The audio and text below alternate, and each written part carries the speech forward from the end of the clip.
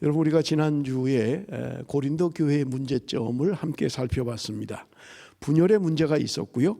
그리고 성도 간의 소송에 대한 문제를 지난주에 우리가 살펴보았습니다. 여러분, 고린도 교회 안에는 아볼로파, 바울파, 베드로파, 그리스도파 이렇게 분열되어서 나뉘어졌던 것을 우리가 함께 살폈고요. 바울은 그들을 향하여 말하기를 온전히 합하라 그렇게 권고했던 것입니다. 그런가 하면 성도 간의 소송에 관한 문제에 있어서는 너희가 불의를 당한다 할지라도, 너희가 손해를 본다 할지라도 교인 간에 소송하는 것을 하지 말라고 권면했던 것을 우리는 살펴봤던 것입니다. 여러분, 고린도교의 문제점 가운데 오늘 우리는 주로 7장을 가지고 함께 살펴볼 텐데, 혼인에 대한 문제입니다. 결혼한 부부에 대한 문제, 이혼에 대한 문제, 그리고 재혼에 대한 문제, 독신에 대한 문제를 오늘 7장에서 다루고 있는 것을 우리가 볼 수 있습니다. 우리가 먼저 성경을 좀 한번 읽어볼 텐데요. 7장 1절과 2절 말씀 우리 한번 같이 읽겠습니다. 다 같이 읽습니다. 시작. 너희가 쓴 문제에 대하여 말하면 남자가 여자를 가까이 아니함이 좋으나 음행을 피하기 위하여 남자마다 자기 아내를 두고 여자마다 자기 남편을 두라. 너희가 아멘. 쓴 문제. 여러분, 여기 보면 너희가 쓴 문제에 대하여 말하면 이렇게 이야기하고 있어요. 고린도 교회는 뭔가를 바울에게 질문했던 것을 우리가 볼 수 있습니다. 그래서 여러분, 우리가 성경을 연구해 보면 바울이 고린도 교회에 적어도 4번 이상을 편지했던 것을 우리가 알 수 있습니다. 바울이 지금 고린도전서를 쓴 이유도 그들이 뭔가를 질문한 것에 대한 답으로 지금 고린도전서를 기록한 것을 우리가 알 수 있다는 말입니다. 자, 여러분, 여기 오늘 1절에 보면 남자가 여자를 가까이 아니함이 좋으나, 남자가 여자를 가까이 하지 않는 게 좋다 그렇게 이야기합니다. 여러분, 이것은 성적인 표현이고요. 바울은 지금 완곡하게 지금 이 이야기를 하고 있는 것을 우리가 볼 수 있습니다. 여러분, 당시 헬라 세계에는 성에 대하여 2가지 극단적인 생각을 하고 있었던 것을 우리는 알 수 있습니다. 영지주의라고 하는 이단의 사상이 그들에게 들어와서 영과 육을 분리했던 것입니다. 그런데 이 영지주의에 일어나는 2가지 극단적인 게 뭐냐면, 하나는 쾌락주의입니다. 영혼이 중요하기 때문에 우리의 영이 중요하지 육체는 중요하지 않다. 그러니까 육체는 어떻게 살아도 상관없다 해서 쾌락주의로 빠졌던 일단의 무리들이 있었던 것을 우리는 알 수 있는 것입니다. 또 하나는 금욕주의입니다. 영적인 것이 중요하기 때문에 육적인 일들을 추구하면 안 된다. 그래서 고린도 교회에는 금욕주의자들도 있었고, 여러분, 쾌락주의자들도 있었던 거예요. 그래서 금욕주의자들은 결혼을 하지 마라. 결혼을 했다면 성관계를 맺으면 안 된다. 부부 생활을 하면 안 된다라고 했던 것을 우리는 알 수 있는 것입니다. 여러분, 이런 극단적인 잘못된 성에 대한 문제를 바울은 지금 답변을 하고 있고요. 고린도 교회는 뭔가를 질문을 했던 것입니다, 바울에게. 그래서 바울은 지금 답변하고 있는 것을 우리는 볼 수 있는 거예요. 결론적으로 이야기하면 음행을 피하기 위하여 결혼을 하라. 나중에 구체적으로 말씀을 드리겠습니다만은 그렇게 이야기하고 있는 거예요. 여러분, 바울은 지금 1절 하반절에 이야기합니다. 남자가 여자를 가까이 아니함이 좋다. 그런가 하면 7절도 마찬가지예요. 자기처럼 독신으로 살기를 바란다. 모든 사람이 나와 같기를 원한다. 그렇게 이야기를 하고 있어요. 8절도 마찬가지입니다. 나와 같이 그냥 지내는 것이 좋다. 그렇게 이야기를 해요. 어떻게 보면 바울은 굉장히 독신주의인 것 같아요. 가능하면 결혼하지 마라. 그렇게 이야기해요. 그리고 결혼에 대한 것도 굉장히 소극적으로 이야기를 합니다. 2절에 보면 우리가 이미 읽었습니다마는 음행을 피하기 위하여 남자마다 자기 아내를 두고 여자마다 자기 남편을 두라. 음행을 피하기 위하여 결혼하라는 거예요. 9절에도 보면 만일 절제할 수 없거든 결혼하라. 정욕이 불같이 타는 것보다 결혼하는 것이 낫다. 그렇게 이야기를 하고.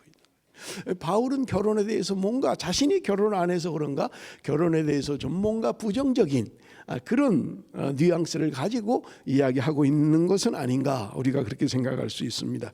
그러나 여러분, 전혀 그렇지 않습니다. 우리 7절 말씀을 한번 좀 봅니다. 7절 다 같이 읽겠습니다. 시작. 나는 모든 사람이 나와 같기를 원하노라.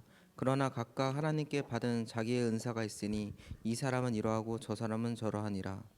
바울은 지금 이야기해요. 모든 사람들이 자기처럼 되기를 원한다. 그렇지만 하나님께 받은 은사가 각각 다르다는 거예요. 지금 결혼이라는 문제를 바울은 지금 은사로 설명을 하고 있는 거예요. 하나님의 은사가 다르기 때문에 나처럼 여러분들이 혼자 지내는 게 좋지만 그러나 여러분 하나님이 주신 은사에 따라서 하는 게 좋겠습니다 라고 이야기하고 있는 것을 우리는 볼 수 있는 것입니다. 여러분 좀 특이하지요. 결혼이라는 것 그저 서로 좋아서 만나서 결혼하는 게 아니라는 거예요. 하나님의 은사의 개념에서 바울은 설명해 가고 있는 것을 우리가 볼 수 있습니다. 자, 우리가 지금 7장에 나오는 바울이 이야기하는 결혼에 대한 문제 가운데 첫 번째 1절에서 7절까지의 문제가 뭐냐면 결혼한 부부에 대한 이야기입니다. 결혼한 부부에 대한 거예요. 여러분 3절에서 5절 말씀 우리 한번 다시 읽어봅니다. 3절에서 5절까지 다 같이 시작. 남편은 그 아내에 대한 의무를 다하고 아내도 그 남편에게 그렇게 할지라. 아내는 자기 몸을 주장하지 못하고 오직 그 남편이 하며 남편이 그와 같이 자기 몸을 주장하지 못하고 오직 그 아내가 하나니 서로 분방하지 말라. 다만 기도할 틈을 얻기 위하여 합의상 얼마 동안은 하되 다시 합하라. 이는 너희가 절제 못함으로 말미암아 사탄이 너희를 시험하지 못하게 하려 함이라. 여러분 이 말씀을 현대를 살아가는 그리스도인 부부들 명심해야 될 말입니다. 여러분 여기 분명히 이야기하고 있습니다. 내 몸을 내가 주장하지 못한다는 거예요. 내 몸은 남편의 몸은 아내의 것이라는 거예요. 아내의 몸은 남편의 것이라는 말이에요. 내 마음대로 하면 안 된다는 거예요. 여러분 굉장히 중요한 의미를 가지고 있습니다. 내 몸은 내 것 아니에요. 아내의 것이에요. 아내의 몸은 아내 게 아니에요. 남편의 것이에요. 무슨 말입니까? 남편이 요구하면 아내는 순종해야 된다는 거예요. 아내가 요구하면 남편은 순종해야 된다는 말입니다. 내 것이 아니기 때문에 그래요. 여러분 여기 오늘 본문이 이야기합니다. 기도하는 일은 제외로 하고 있어요. 기도하는 일 이것은 합의하에 일정 기간 정해진 기간 동안 분방할 수 있다는 거예요. 왜 그렇습니까? 여러분 여기 오늘 본문 5절에 보면 이는 너희가 절제 못함으로 말미암아 사단이 너희를 시험하지 못하게 하려 합니다. 우리가 절제하지 못한다는 거예요. 여러분 사람은 결혼한 부부라 할지라도 절제하지 못한다는 거예요. 그것이 기도하는 거룩한 일이라 할지라도 일정 기간만 그렇게 해야 된다는 거예요.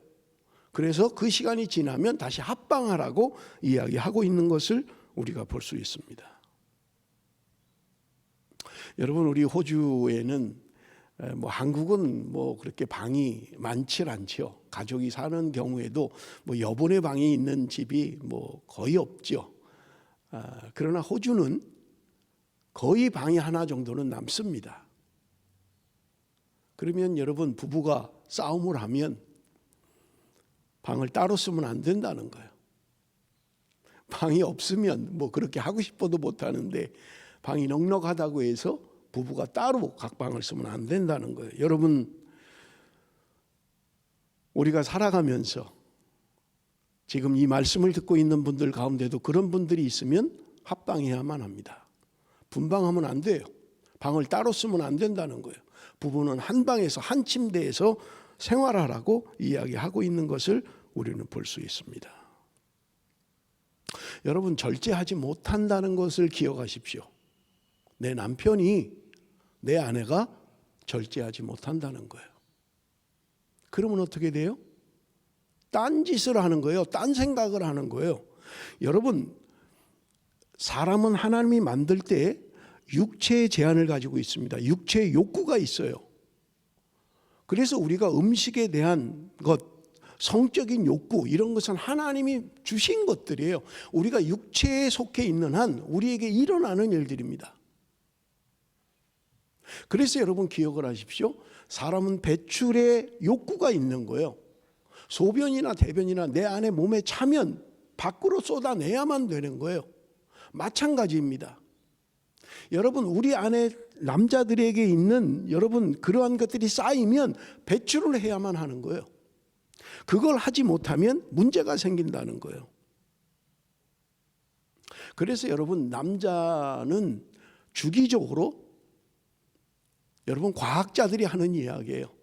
거의 한 달에 한 번 정도는 몽정을 한다는 거예요. 내 안에 있는 것들을 정액을 배출을 하지 못하면 꿈에서라도 그렇게 몽정을 해서 배출을 하게 된다는 거예요. 이건 생리적인 것입니다. 뭐 인간 같지 않아, 뭐 짐승 같아. 아니에요. 그렇게 생각하시면 안 된다는 거예요. 여러분 이것은 배출을 해야만 되는 거예요. 여러분 빠르면요, 여러분 기억하십시오. 사춘기가 되면 남자들은요 몽정을 하기 시작합니다.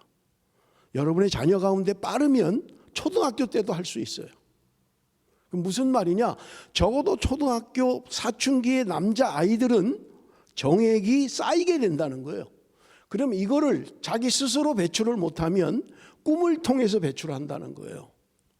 아유, 우리 아들 이제 국민학교 5학년인데 아니에요. 그렇지 않아요. 그렇게 보면 안 돼요. 여러분 적어도 사춘기가 되면 남자는 여러분 정액이 쌓이게 됩니다. 그리고 이것을 배출해야만 되는 거예요. 그렇기 때문에 여러분의 남편이 여러분 절제하지 못하는 사람이다. 내 아내가 절제하지 못하는 사람이라는 것을 기억하셔야 된다는 거예요. 결혼에 대해서는 제가 참 할 말이 많은데요. 제가 아는 사람 가운데 결혼할 때 아주 주목을 받았던 사람이 있어요. 이 사람들은요, 초등학교 때 남자가 반장이었고 여자가 부반장이었어요. 공부도 잘했어요. 명문대학 나왔어요. 남자는 아버지가 하는 사업을 물려받아서 기업을 운영하고 있었어요. 여자는 남자들이 다 결혼 상대 1번으로 뽑는 직업을 갖고 그렇게 생활했어요. 두 사람이 만나서 결혼을 했습니다. 초등학교 때부터 서로 관심이 있었던 거예요. 그 지역에 그 지방 한 시에 아주 모든 사람들이 부러워할 만한 결혼식이었어요. 세기적인 결혼이라고 생각할 정도로 그렇게 생각했어요. 아버지는 그 당시 그 지방의 장이었어요. 신랑 될 사람은요, 건설업을 운영하는 사장입니다. 모든 사람들이 부러워해요. 어쩌다 만난 것도 아니고요. 초등학교 때부터 반장, 부반장으로 그렇게 만난 거예요. 그래서 딸을 낳습니다. 문제는요, 두 번째 딸을 낳았을 때 문제가 일어난 거예요. 여러분 보십시오. 보통 아이를 낳을 때 연년생으로 낳는 사람도 있지만 보통 한 3년 터울로 이렇게 낳잖아요. 그러면 이제 애는 3살, 4살이에요. 그런데 또 갓난쟁이가 태어난 거예요. 그러니 여러분 여자가 얼마나 피곤하겠어요. 아이들 둘을, 그것도 자기네가 어떻게 할 수 없는 아이들, 얘네들을 뒷바라지 다 해야 되는, 아이들이 수시로 깹니다. 수시로 젖을 먹여야 돼요. 자다가도 새벽에 일어나서 젖을 먹여야 되고요. 그러니 여자가 얼마나 피곤하겠어요. 남편 뒷바라지 하랴, 애들 돌보랴, 정신이 없는 거예요. 그런데 남자는요, 임신을 하고 10개월 동안 정상적으로 부부 생활을 못 하잖아요. 그런데 애가 난 거예요, 이제. 그래서 여자하고 좀 부부 생활을 하려고 하는데 여자는 거절을 하는 거예요. 너무 힘드니까, 여보 내가 너무 피곤한데, 마치 짐승처럼 생각하는 거예요. 그런데 남자는요, 안 되는 거예요. 이걸 배출을 해야 되는데. 그러니까 한두 번 얘기하다가 포기해버리는 거예요. 이건 여자가 짐승 취급을 하니까. 그러니까 자기가 거래처에 나가는 술집 여자하고 바람이 나버린 거예요. 결국은요, 집 나가버렸어요. 10여 년이 지났는데도 지금까지도 가정이 깨져버리고 만 거예요. 여러분, 남의 이야기가 아닙니다. 아니 그래, 그걸 못 참아? 그 짐승처럼? 아니에요. 여러분 그냥 짐승이라고 생각하세요. 절제 안 돼요. 성경이 말하고 있잖아요. 절제를 못 하는 거예요. 절제하리라고 기대하면 안 된다는 거예요. 그래서 여러분 2절에 뭐라고 해요? 음행을 피하기 위하여 남자마다 자기 아내를 두고 여자마다 자기 남편을 두라는 거예요. 그렇지 않으면 딴짓을 하니까, 죄를 지니까, 그러느니 결혼하는 게 낫다. 바울이 지금 그렇게 이야기하고 있는 거예요. 여러분 여기 보십시오. 사단이 시험한다는 거예요. 우리가 절제하지 못하기 때문에 분방하면 사단이 그때 역사한다는 거예요. 무슨 말이에요? 남자들이 넘어진다는 거예요. 이럴 때. 여러분 사무엘하 13장에 나오는 여러분 암논과 다말에 대한 이야기를 보십시오. 암논이 다말을 얼마나 사랑했습니까? 병이 날 정도였어요. 그런데 여러분 성경이 말하는 것을 분명히 기억하십시오. 강제로 암논이 자기 여동생 다말을, 물론 배다른 여동생이지만 다말을 추행했어요. 그리고 난 다음에는요, 성경이 이야기하잖아요. 미움의 감정이 사랑하는 감정보다 더 많아졌다는 거예요. 그렇게 겁탈을 하고 내쫓아버린 거예요. 자기 동생을. 여러분 그게 가능할 수 있을까요? 가능하다는 거예요. 암논은 정욕이 불탔던 거예요.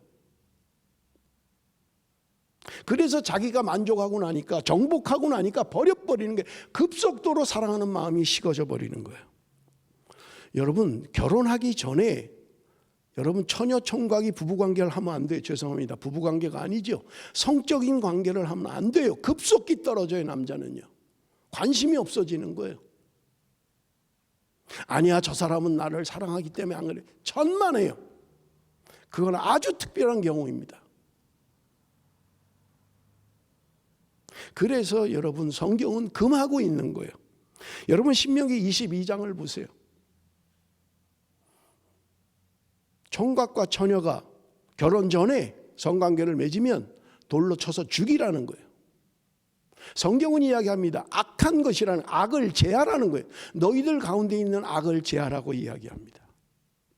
성중에서 겁탈을 당했다. 그러면 여자 남자 다 죽이라는 거예요. 왜? 여자는 소리만 지르면 방어할 수 있었는데, 그런데 들판에서 겁탈을 당했다. 남자만 돌로 쳐 죽이라는 거예요. 여자는 살려두라는 거예요. 왜? 소리를 질러도 도울 사람이 없었으니까.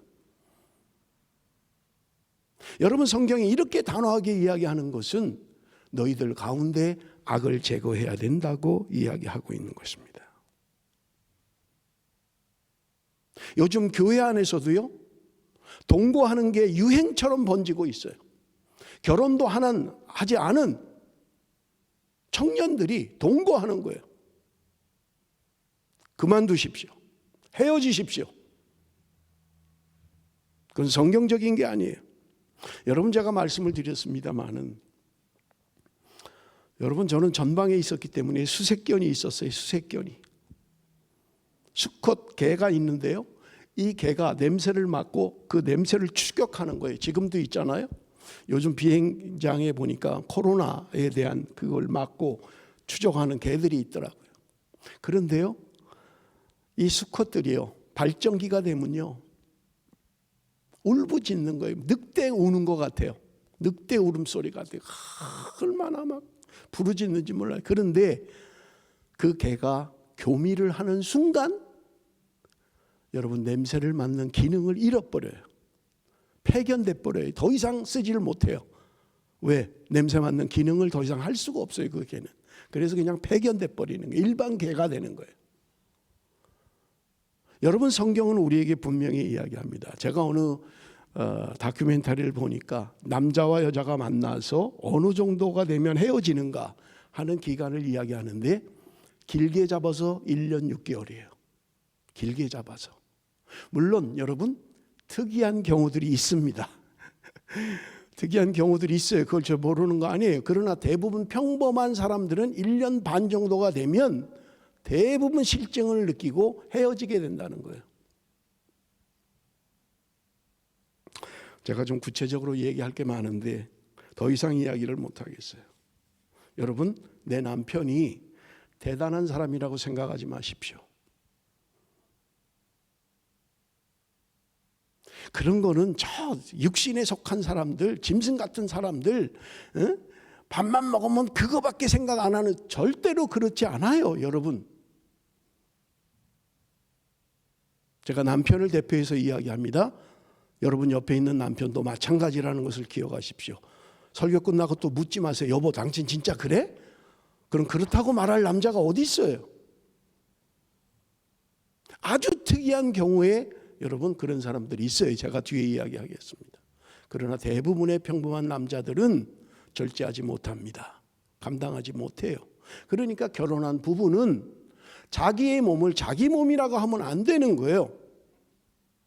남자가 여자에게, 아내에게 사랑합시다 하면 사랑해야 돼요. 내가 피곤한데, 나 지금 너무 안 좋은데, 몸 상태가 안 좋은데 자꾸 미루지 마세요. 남편을 시험 들게 하는 거예요. 범죄하게 하는 것입니다. 결혼을 했다면 여러분 내 몸이 내 몸이 아니다라고 하는 것을 여러분 기억해야 된다는 거예요. 8절 9절 우리 한번 좀 읽어봅니다. 8절 9절 다 같이 읽습니다. 시작. 내가 결혼하지 아니한 자들과 가부들에게 이르노니 나와 같이 그냥 지내는 것이 좋으니라. 만일 절제할 수 없거든 결혼하라. 정욕이 불타는 것보다 결혼하는 것이 나으니라. 여러분 정욕으로 인해서 정욕이 불타는 것보다 결혼하는 게 낫다. 여러분 우리는 생각할 때 그럼 뭐 다 정욕이 불타서 결혼하나? 절제하지 못해서 결혼하나? 그렇지는 않아요. 그렇지만 그렇게 하는 것보다, 그래서 범죄하는 것보다 차라리 결혼하는 게 낫다고 이야기하고 있는 것을 우리가 볼 수 있어요.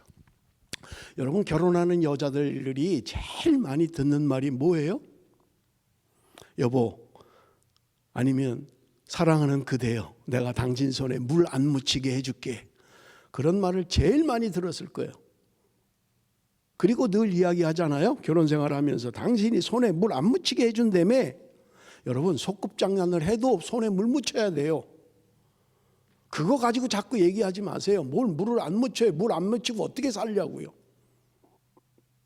여러분 내가 사랑하는 그 남자가 여러분 백마탄 왕자라고 생각할 거 없어요. 죄송합니다. 남자들에게 죄송하지만 내 남편은 늑대다 이렇게 생각하면 거의 정확할 거예요. 환상에서 벗어나야 된다는 말이에요. 여러분 성경은 우리에게 분명하게 이야기합니다. 결혼하지 않은 처녀 총각이 성관계를 갖는 것은 성경적이지 않아요. 불법이에요. 그런 악한 일들이 자랑처럼 옳은 것처럼 그렇게 여겨지면 소망이 없습니다. 여러분 10절에서 24절은 이혼에 대한 이야기를 하고 있습니다. 10절 11절 우리 한번 보겠습니다. 10절 11절 다 같이 시작. 결혼한 자들의 내가 명하노니 명하는 자는 내가 아니요 주시라. 여자는 남편에게서 갈라서지 말고 만일 갈라섰으면 그대로 지내든지 다시 그 남편과 화합하든지 하라. 남편도 아내를 버리지 말라. 여러분 성경은 이야기합니다. 아내를 버리지 말라는 거예요. 남편을 버리지 말라는 거예요. 그런데 11절에 보면 이혼을 했으면 갈라섰으면 그대로 지내든지 다시 합하라는 거예요. 부득이하게 이혼을 했어요. 그러면 그냥 그대로 이혼한 상태로 지내라는 거예요. 아니면 그 남편과 다시 합치라는 거예요. 여러분 12절부터 17절까지는 불신자와 결혼했을 경우를 이야기하고 있는 것을 우리가 볼 수 있습니다. 여러분 아니면 남자나 여자나 예수를 안 믿었어요. 그런데 결혼하고 나서 한쪽이 예수를 믿게 됐어요. 여러분 오늘 성경은 이야기합니다. 안 믿는 남편이, 안 믿는 아내가 그냥 계속 살기를 원하면 그냥 계속 살으라는 거예요. 그런데 예외가 뭐냐? 15절입니다. 혹 믿지 아니하는 자가 갈리거든 갈리게 하라. 형제나 자매나 이런 일에 구애될 것이 없느니라. 그러나 하나님은 화평 중에서 너희를 부르셨느니라. 믿지 않는 남편이 이혼을 요구하면 이혼하라는 거예요. 그것 때문에 구애받을 거 없다는 거예요. 여러분 그렇다면 우리는 이럴 수 있어요. 믿는 사람이 이혼을 할 수 있는가 하는 거예요. 이제 현실적인 문제죠. 오늘 우리 아내 내가 믿는데 이혼해도 되느냐라고 하는 것입니다. 여러분 지난주에 제가 말씀을 드렸죠. 신앙의 유비라는 말씀을 드렸습니다. 전체적인 성경의 원리가 무엇인지 다른 곳에서는 어떻게 말하는지를 우리가 함께 살펴야 된다라고 이야기를 했습니다. 여러분 혼인에 대한 원리를 우리가 한번 좀 살펴볼 텐데 창세기 2장 18절입니다. 다 같이 읽습니다. 시작. 여호와 하나님이 이르시되 사람이 혼자 사는 것이 좋지 아니하니 내가 그를 위하여 돕는 배필을 지으리라 하시니라. 창세기 2장 24절입니다. 다 같이 읽겠습니다. 시작. 이러므로 남자가 부모를 떠나 그의 아내와 합하여 둘이 한 몸을 이룰지로다. 여러분 우리가 읽은 창세기 2장 18절, 창세기 2장 24절 이 말씀은요 성경이 이야기하고 있는 보편적인 결혼의 원리입니다. 하나님이 혼자 사는 것을 좋아하지 않으셨다는 거예요. 하나님이 만든 창조물들은 하나님이 만드시고 다 보시기에 좋았다 그랬어요. 그런데 아담을 만든 이후에 아담이 혼자 있는 것이 좋아 보이지 않았다고 성경은 이야기해요. 그래서 하나님이 돕는 배필로 아내를 하와를 만들어 주셨다는 거예요. 그래서 성경은요 분명하게 이야기합니다. 독신주의를 이야기하고 있지 않아요. 여러분 성경은 결혼하는 것을 성경의 원리로 이야기하고 있는 것입니다. 여러분 주님은 뭐라고 하셨는지 우리 한번 좀 살펴볼 텐데 마태복음 19장 4절에서 9절입니다. 조금 길기는 합니다만은 우리 함께 읽어봅니다. 마태복음 19장 4절에서 9절 다 같이 읽습니다. 시작. 예수께서 대답하여 이르시되 사람을 지으시니가 본래 그들은 남자와 여자로 지으시고 말씀하시기를 그러므로 사람이 그 부모를 떠나서 아내에게 합하여 그 둘이 한 몸이 될지니라 하신 것을 읽지 못하였느니라. 그런즉 이제 둘이 아니요 한 몸이니 그러므로 하나님이 짝지어 주신 것을 사람이 나누지 못할지니라 하시니 여짜오되 그러면 어찌하여 모세는 이혼 증서를 주어서 버리라 명하였나이까. 예수께서 이르시되 모세가 너희 마음의 완악함 때문에 아내 버림을 허락하였거니와 본래는 그렇지 아니하리라. 내가 너희에게 말하노니 누구든지 음행한 이유 외에 아내를 버리고 다른 데 장가드는 자는 간음함이니라. 여러분 예수님께서 말씀하십니다. 이혼하지 말라는 거예요. 헤어지지 말라는 거예요. 그러니까 사람들이 또 묻는 거예요. 아니 모세는 율법서에 보면 이혼증서를 써주고 이혼하라고 하지 않았습니까? 라고 이야기를 해요. 그때 예수님께서 말씀하시는 게 뭐예요? 그게 결혼의 원리 아니라는 게 이혼에 합당한 이유가 아니라는 거예요. 그 당시 사람들이 너무 완악해서 그냥 여자를 버리니까 이혼증서를 써줘서 버리라고 이야기했던 거지 버려도 된다라고 하는 것이 아니라는 말입니다. 그러면서 예수님도 9절에 하시는 말씀이 이혼을 할 수 있는 이유가 하나 있는데 상대가 간음을 했을 경우라는 거예요. 남자가 됐든 여자가 됐든 간음을 하면 이혼 사유가 될 수 있다. 그것 외에 이혼을 하면 안 된다라고 말씀하고 있는 것을 우리가 볼 수 있습니다. 여러분 결혼이라는 것은요 육체가 결합하는 거예요. 남자와 여자가 하나 되는 것입니다. 그렇기 때문에 그것을 갈라놓을 수 있는 것은 육체적인 이유밖에 없는데 그건 뭐냐? 간음했을 경우입니다. 또 하나는요 상대가 죽었을 경우예요. 그러면 할 수 있다는 거예요. 그것이 성경적인 원리라는 게. 그런데 고린도전서 7장 39절에 오늘 우리가 읽었습니다마는 한번 보겠습니다. 39절 다 같이 시작. 아내는 그 남편이 살아있는 동안에 매여 있다가 남편이 죽으면 자유로워 자기 뜻대로 시집갈 것이나 주 안에서만 할 것이니라. 남편이 죽었어요. 그럼 재혼할 수 있다는 거예요. 남편이 또는 아내가 간음을 범했어요. 그래서 이혼했어요. 그러면 다시 결혼할 수 있다는 거예요. 그런데 여러분 기억하십시오. 주 안에서만 할 것이라는 거예요.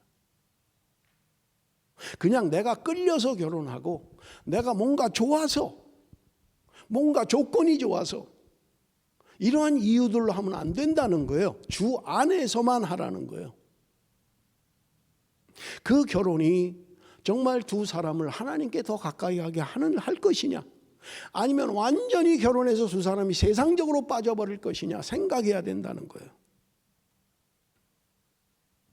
여러분 고린도후서 6장 14절 우리 한번 좀 보겠습니다. 고린도후서 6장 14절 다 같이 시작. 너희는 믿지 않는 자와 멍에를 함께 매지 말라. 의와 불법이 어찌 함께하며 빛과 어둠이 어찌 사귀며. 여러분 고린도후서 6장 바울이 쓴 거예요. 그런데 바울이 하는 말이 뭐예요? 너희는 믿지 않는 자와 멍에를 함께 하지 말라고 이야기하고 있는 거예요. 여러분, 종종 청년들 가운데 그런 질문들을 해요. 저 사람이 참 마음에 드는데, 남자가 참 마음에 드는데, 참 인간성 좋고 참 성실하고 좋은데 예수를 믿지 않습니다. 결혼을 해도 될까요? 라고 묻는 사람들이 종종 있습니다. 여러분, 이것이 답이에요. 믿지 않는 자와 멍에를 함께 매지 말라는 거예요. 의와 불법이 어찌 함께하며 빛과 어둠이 어찌 사귈 수 있겠느냐라고 이야기하고 있는 거예요. 여러분, 물론 성공적인 분들이 있어요. 우리 교회 안에도 있잖아요. 믿지 않는 남편 전도해서 그렇게 아주 행복하게 아름답게 신앙생활 잘하는 분들이 있어요. 여러분, 그 사람들을 모델로 삼으면 안 된다는 거예요. 그런 성공적인 케이스, 나도 성공할 수 있을 거야. 아니에요. 실패하는 경우가 훨씬 더 많습니다. 신앙생활을 못해요. 그런데 왜 그 길을 선택해요? 왜 그 길로 가려고 해요? 무엇에 끌린 거예요? 주 안에서 하라. 내가 정말 저 사람과 함께하면 하나님께 더 가까이 갈 수 있고 하나님을 더 잘 섬길 수 있을 거야 라는 게 아니라면 무엇에 끌렸다는 거예요 도대체? 무엇 때문에 신앙이 다른 예수를 믿지 않는 사람이라도 나는 결혼을 하겠다고 생각을 하고 있냐고요. 근데 대부분 안 들어요. 아무리 성경을 얘기하고 아무리 목사가 조언을 해도 듣지 않습니다. 나는 무엇이 내 삶의 우선순위예요? 무엇이 나에게 우선순위가 되느냐 하는 거예요. 14절 말씀 우리 한번 같이 읽어봅니다. 14절 다 같이 읽습니다. 시작. 믿지 아니하는 남편이 아내로 말미암아 거룩하게 되고 믿지 아니하는 아내가 남편으로 말미암아 거룩하게 되나니 그렇지 아니하면 너희 자녀도 깨끗하지 못하니라. 그러나 이제 거룩하니라. 여러분 보세요. 아주 대조적이죠.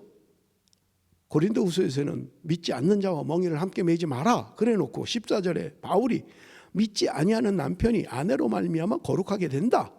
믿지 아니하는 아내가 남편으로 말미암아 거룩하게 된다. 이렇게 이야기를 해요. 어느 게 맞는 말이에요? 여러분 기억하십시오. 이 말씀에 빠진 것들이 있습니다. 여러분, 내가 예수를 믿는다고 해서 예수 믿지 않는 남편이, 예수 믿지 않는 아내가 저절로 거룩해지지 않습니다. 저절로 구원받지 않아요. 저절로 예수 믿게 되지 않는다는 거예요. 여기 빠져 있는 게 뭐냐? 내가 정말 그들에게 믿지 않는 사람에게 본이 되는 삶을 살아갈 수 있느냐? 영적인 영향력을 미칠 수 있느냐? 내가 거룩한 삶의 본이 될 수 있겠느냐? 그래서 안 믿는 남편이, 안 믿는 아내가 내 삶을 보고 나도 저렇게 살아야 되겠다 라고 할 수 있는 확률은 굉장히 적다는 거예요. 그리고 분명히 기억을 하십시오. 나는 그런 영적인 영향력을 미칠 수 있겠느냐 하는 거예요.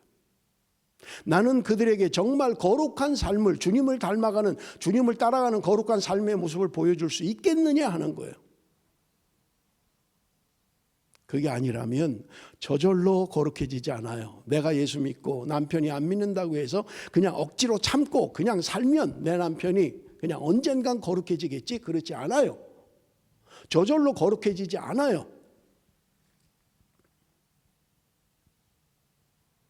여러분이 그 어려운 시간들을, 시간만 나면 술 먹고 들어오고 시간만 나면 두들겨 패고, 그래도 여러분이 영적인 영향력을 미칠 수 있고 거룩한 삶을 보여줄 수 있다면 하십시오. 여러분이 신앙생활도 제대로 못하고 교회도 가지 말라고 하고 그렇게 하는데도 끝까지 버티는 것, 이게 이 말씀에 대한 응답이다. 여러분 절대로 그렇지 않아요. 잘못된 생각입니다. 그러므로 여러분, 바울이 이야기하는 것을 보십시오. 남편이 죽었어요. 간음으로 나는 재혼할 수 있어요. 합법이에요. 그러나 주 안에서 하라고 이야기하고 있는 거예요. 재혼한 사람들의 통계가요, 70%에서 80%가 다시 실패한다는 거예요. 그저 내 인간적인 외로움, 인간적인 필요, 재정적인 거, 이런 것들만 생각을 하고 그냥 하면 또 실패하게 된다는 거예요. 내가 정말 주님께 가까이 갈 수 있는, 내가 정말 신앙생활하는데 어려움이 없는 것인지 하는 것을 고려해야 된다고 말씀하고 있는 것입니다. 17절 우리 한번 같이 읽어봅니다. 17절 바울의 1차 결론입니다. 17절 말씀 다 같이 시작. 오직 주께서 각 사람에게 나눠주신 대로 하나님이 각 사람을 부르신 그대로 행하라. 내가 모든 교회에서 이와 같이 명하노라. 여러분 바울의 1차 결론이에요. 부르심대로 하라는 거예요. 부르신 대로 그대로 행하라고 이야기하고 있는 거예요. 24절에도 마찬가지입니다. 형제들아 너희는 각각 부르심을 받은 그대로 하나님과 함께 거하라. 하나님이 나를 부르신 그 부르심대로 하나님과 함께 거하라는 거예요. 바울은 지금 이야기합니다. 결혼을 해야 되냐 말아야 되느냐, 이혼을 해야 되냐 말아야 되느냐, 부르심대로 하라는 거예요. 하나님과 함께 하는 것, 그 안에서 행하라는 거예요.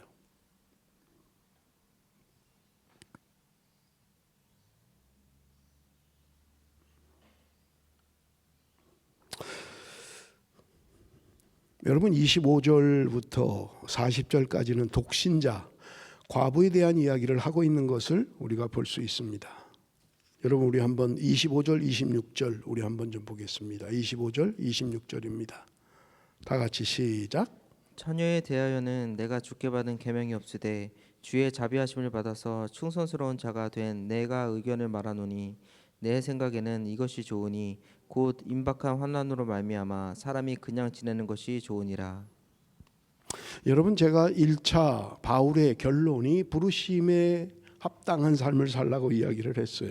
제가 빠뜨린 것이 있는데 여러분 17절부터 여러분 그 성경 말씀을 보면 18절에서 24절까지는 두 가지 예를 들면서 이야기하고 있어요. 그게 뭐냐면 하나는 할례에 대한 문제이고 여러분 하나는 종에 대한 문제입니다. 바울은 이야기합니다. 분명하게 이야기해요. 할례를 받았느냐 할례를 받지 않았느냐. 여러분 얼마나 중요한 문제입니까? 유대인들에게 얼마나 소중한 문제예요. 그런데 바울은 단언적으로 이야기합니다. 네가 할례를 받았느냐 안 받았느냐 중요하지 않다는 거예요. 할례를 받았으면 받은 대로 지내라는 거예요. 할례를 안 받았으면 안 받은 대로 그냥 지내라는 거예요. 종에 대한 문제입니다. 얼마나 심각한 문제입니까? 내가 지금 종이에요. 그런데 바울은 이야기하는 게 종이냐 자유자냐 그것도 중요하지 않다는 거예요. 네가 종이면 종으로 그냥 살라는 거예요. 네가 자유자냐 자유자로 부르신 그대로 살라는 거예요. 그게 나에게 중요하지 않다라고 이야기하고 있는 거예요.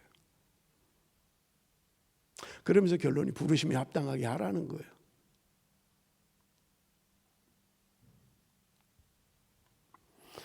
여러분 우리가 이미 읽었습니다마는 여러분 두 번째 부분이 뭐냐면 독신자들에 대한 부분들이에요.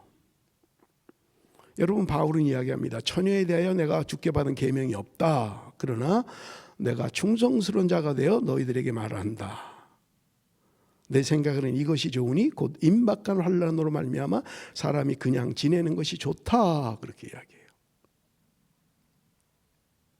여러분 여기 조건이 있습니다. 임박한 환난이라고 이야기를 해요. 여러분 초대교회는 굉장한 대대적인 박해를 받았습니다. 더군다나 학자들에 의하면 그 당시 바울의 그 당시에는 심한 기근이 있었다고 이야기를 합니다. 환난의 때에 혼자 사는 게 좋다는 거예요. 오히려.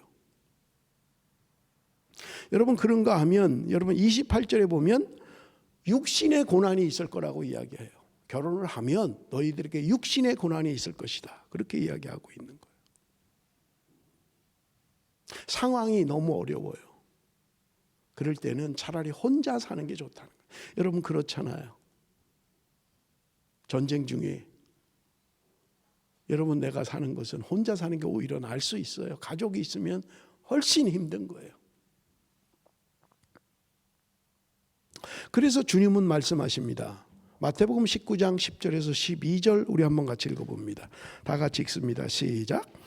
제자들이 이르되 만일 사람이 아내에게 이같이 할진대 장가들지 않는 것이 좋겠나이다. 예수께서 이르시되 사람마다 이 말을 받지 못하고 오직 타고난 자라야 할지니라. 어머니의 태로부터 된 고자도 있고 사람이 만든 고자도 있고 천국을 위하여 스스로 된 고자도 있도다. 이 말을 받을 만한 자는 받을지어다. 여러분 고자에 대한 이야기를 하고 있는 거예요. 태어날 때부터 고자가 있다는 거예요. 사람에 의해서 고자가 된 사람이 있고 자기 스스로 고자가 된 사람이 있다는 거예요. 그런데 주님은 말씀하십니다. 받을 만한 자는 받아라. 독신에 대해서 받을 만하면 하라는 거예요. 내가 독신이야, 난 혼자 사는 게 나아, 그러면서 정욕에 불타고 내 생각으로 범죄하고 그러면 차라리 결혼하는 게 낫다는 거예요. 내가 결혼 못하는 거 가지고 내가 그것을 마치 독신주의인 것처럼, 난 하나님이 그렇게 부르셨어. 여러분 확인해야 된다는 거예요. 하나님이 정말 나를 그렇게 부르셨는지.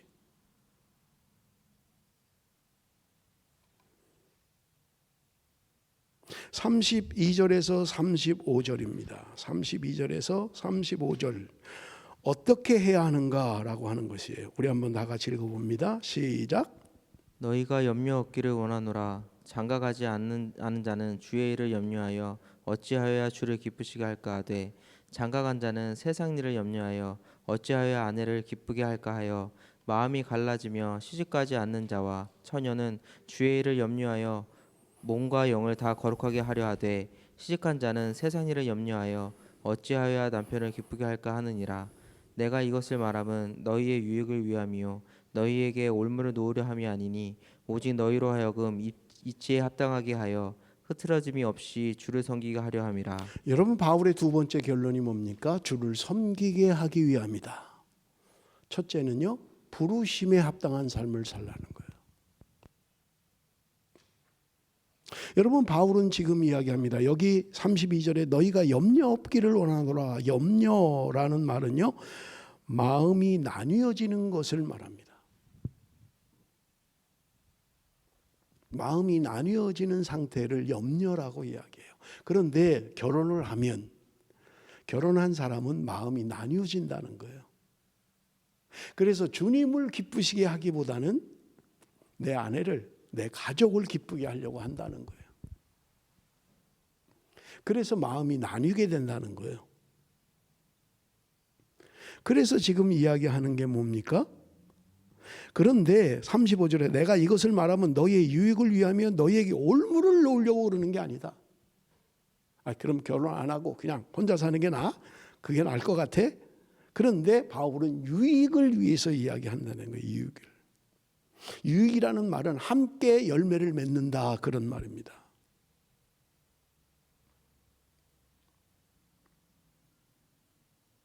여러분 결혼해야 됩니까? 결혼 안 하고 혼자 살아야 됩니까?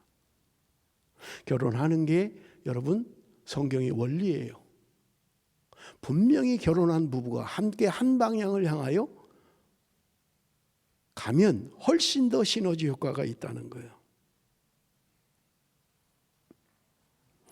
여러분 그래서 가정사역자인 윌터 트로비시는 이 관계를 삼각형, 여러분 지금 아마 그 화면에 나갈 건데 삼각형의 원리로 이야기를 합니다. 제일 위에 정점에는 하나님이에요. 그리고 한쪽에는 남편이고 한쪽은 아내입니다. 남편과 아내가 여러분 보세요. 하나님께 가까이 가면 갈수록 남편과 아내는 가까워진다는 거예요. 그래서 하나님이 먼저라는 거예요. 내가 하나님께 가까이 가면 갈수록 여러분 남편과 아내는 점점 가까워진다는 거예요. 그래서 여러분 오늘 그리스도인의 신앙의 원리는 이 삼각형의 원리가 되어야 된다는 거예요. 한 목표를 향해서, 한 방향을 향해서 부르심에 합당한 삶을 살기 위해서 여러분 여기 오늘 본문이 이야기하는 것처럼 정말 하나님을 기쁘시게 하는 삶을 살기 위해서 영적으로 하나 돼서 간다면 부부는 점점 더 가까이 사랑하게 되고 점점 더 가까워진다고 이야기하고 있는 것을 우리는 볼 수 있습니다. 이것이 주님을 섬기는 원리라는 거예요. 그런데 결혼이라는 것을 목적을 딴 데 두고 있는 거예요. 저 사람의 조건, 저 사람의 환경, 저 사람이 가지고 있는 능력, 이런 것들이 결혼의 조건이 되고 육체적인 쾌락을 위하여 결혼을 하게 되면 그 조건이 사라지면 갈라질 수밖에 없게 된다는 말입니다. 여러분 그래서 결혼을 할 때 내가 저 사람과 만나서 하나님 앞에 더 가까이 갈 수 있겠는가? 정말 하나님을 섬기고 부르심에 합당한 삶을 살아가는데 어려움이 없겠는가를 생각해야 된다는 거예요. 이유 없이 불신자와 결혼해서 여러분 그 어려운 길을 갈 이유가 없다는 거예요. 여러분, 성경은 우리에게 분명하게 비유로 이야기합니다. 예수 그리스도가 우리의 신랑이요 우리를 단장한 신부라고 이야기하고 있습니다. 사랑하는 성도 여러분, 정결하십시오. 결혼을 하지 않은 처녀 총각들에게 분명히 이야기합니다. 여러분을 정결하게 그렇게 준비하십시오. 그것이 옳은 것이고 그것이 바른 것입니다. 뭐 사랑한다는데 어때? 뭐 그냥 사는 거지 뭐. 돈도 덜 들고 뭐 동거하지 뭐. 절대로 하면 안 됩니다. 분명하게 이야기합니다. 그만두십시오. 지금이라도 멈추십시오. 지금이라도 떠나십시오. 이게 성경적인 원리요 목회하는 목사로서의 권면입니다. 교회 안에 이런 일이 있어서는 안 됩니다. 내 사랑하는 여자가, 내 사랑하는 남자가 정결하게 만날 수 있도록 해야만 합니다. 육체를 따라 사는 것은 바른 것이 아니라는 말입니다. 39절 다시 한번 읽습니다. 39절 다시 한번 읽습니다. 시작. 아내는 그 남편이 살아있는 동안에 매여 있다가 남편이 죽으면 자유로워 자기 뜻대로 시집갈 것이나 주 안에서만 할 것이니라. 주 안에서만 할 것이니라. 결혼은요 그저 서로 좋아서 만나서 하는 게 결혼이 아닙니다. 주 안에서 하라는 거예요. 특별히 여러분 재혼을 하는 사람은 주 안에서만 해야 된다는 거예요. 여러분 그런 말이 있습니다. 텍스트라고 하는 것은 컨텍스트가 변해도 텍스트는 변하지 않아야 된다는 말이에요. 어려운 말이죠. 여러분 무슨 말이냐면 이런 거예요. 하나님의 말씀은 컨텍스트라고 하는 환경이 바뀌어도 그 말씀은 존재해야 된다는 거예요. 컨텍스트에 따라서 텍스트가 바뀌면 안 된다는 거예요. 그런데 여기도 조심할 게 있습니다. 그저 문자적 해석, 문자적으로 하겠다. 나는 성경대로 할 거야 라고 하는 것이 여러분 성경 해석을 잘못하면 누누이 말씀을 드렸잖아요. 처녀 총각이 결혼 전에 관계를 맺으면 돌로 쳐서 죽이라 그랬어요. 죽일 수 있나요 지금? 이건 살인인데요. 그 상황에서 주어진 거예요. 그러면 지금 그렇지 않기 때문에 괜찮다는 말이 아니에요. 말씀의 원리를 생각하라는 거예요. 그것은 악한 일이라는 거예요. 그러나 지금 옛날 구약시대 때처럼 그냥 돌로 쳐서 죽이면 안 된다는 거예요. 그러나 권장해야 될 일이 아니에요. 하나님의 말씀은 정결하기를 원하는 거예요. 그렇기 때문에 여러분 문자적으로 해석하는 것은 굉장히 어려운 일입니다. 그렇게 하면 안 돼요. 다른 곳에서 무엇을 말하는지, 결혼에 대해서 구약은 뭐라고 말하는지, 신약은 뭐라고 말하는지, 바울은 뭐라고 말하는지, 주님은 뭐라고 말하는지 종합적으로 해석이 돼야 된다는 거예요. 그렇기 때문에 여러분 우리가 성경에 이사야 34장에 보면 그런 말이 있죠. 성경에 다 짝이 있다 그렇게 이야기하잖아요. 뭐 또 영적인 걸 좋아하는 알레고리로 해석하는 사람들은 또 뭐 이상한 말을 하고 뭐 성경을 성경으로 풀어야 된다 그래가지고 뭐 지만 그렇게 푸는 것처럼 또 뭐 말장난을 하고. 여러분 이것은 신앙의 유비예요. 결혼에 대한 바울의 이야기, 주님의 이야기, 하나님이 제정하신 원리들 이런 것들을 종합해서 우리는 해석할 수 있어야 된다는 말입니다. 여러분 시대가 아무리 바뀌어도 텍스트가 바뀌어서는 안 됩니다. 다만 텍스트를 여러분 적용하고 해석하는 것은 달라질 수 있다는 거예요. 이 시대가 아무리 악한 시대가 돼도 해서는 안 될 것들이 분명하게 존재한다는 말입니다. 히브리서 13장 4절을 읽고 마치겠습니다. 히브리서 13장 4절 우리 다 같이 읽습니다. 시작. 모든 사람은 결혼을 귀히 여기고 침소를 더럽히지 않게 하라. 음행하는 자들과 간음하는 자들을 하나님이 심판하시리라.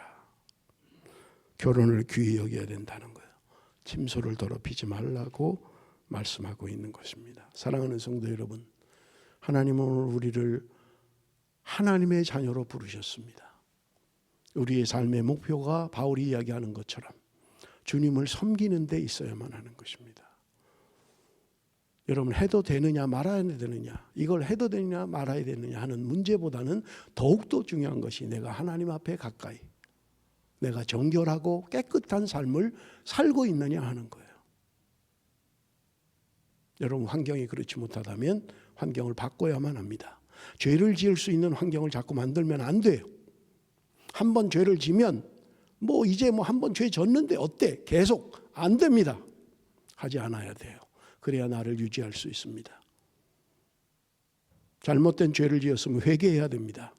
그리고 떠나야 돼요. 개가 토한 것을 따오먹듯이 그런 짓을 반복하면 안 된다는 거예요. 정결하게 하나님 앞에 우리의 결혼 생활이, 여러분, 우리의 삶이 여러분 하나님 기뻐하는 그런 삶을 살아야 된다는 말입니다. 기도하겠습니다. 살아계신 아버지 하나님, 은혜와 사랑을 감사합니다. 서로 좋아서 만나는 줄 알았습니다. 내 몸 내 맘대로 해도 되는지 알았습니다. 아버지 하나님, 이 시간 우리의 삶 가운데 사랑하는 내 남편, 사랑하는 내 아내를 먼저 생각할 수 있도록 은혜를 베풀어 주시고, 우리의 가정이 더럽혀지지 않도록 주님 은혜를 베풀어 주옵소서.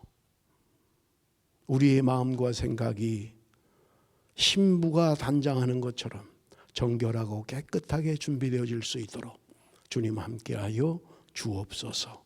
감사하며 예수님의 이름으로 기도드리옵나이다. 아멘.